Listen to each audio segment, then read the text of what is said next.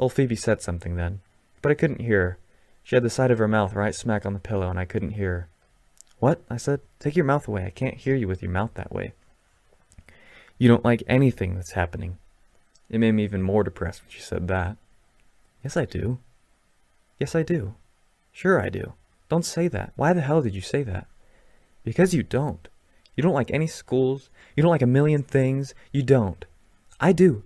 That's where you're wrong. That's exactly where you're wrong. Why the hell do you have to say that?" I said. Boy, she was depressing me. "Because you don't," she said. "Name one thing." "One thing? One thing I like," I said. "Okay." The trouble was, I couldn't concentrate too hot.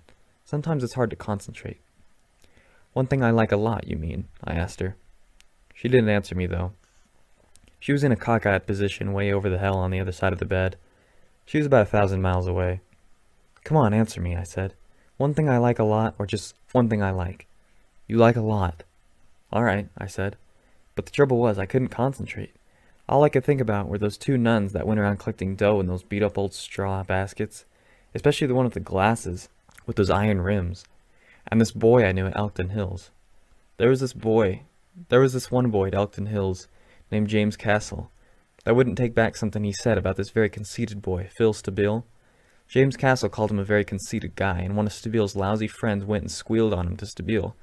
So Stabile, with about 6 other dirty bastards, went down to James Castle's room and went in and locked the goddamn door and tried to make him take back what he said, but he wouldn't do it.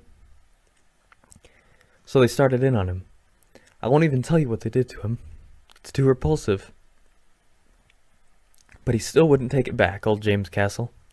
And you should have seen him. He was a skinny little weak-looking guy with wrists about as big as pencils.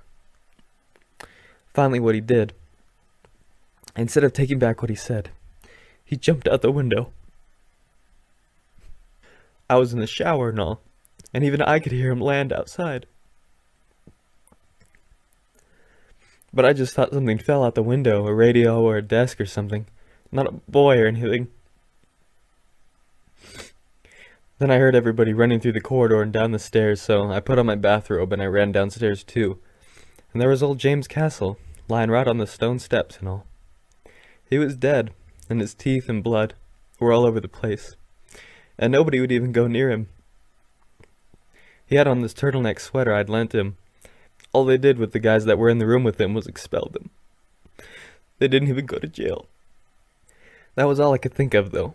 Those two nuns I saw at breakfast and this boy James Castle I knew at Elkton Hills. The funny part is, I hardly even know James Castle, if you want to know the truth. He was one of those very quiet guys. He was in my math class, but he was way over on the other side of the room, and he hardly ever got up to recite or go to the blackboard or anything. Some guys in school hardly ever get up to recite or go to the blackboard. I think the only time I ever even had a conversation with him was that time he asked me if he could borrow this turtleneck sweater I had.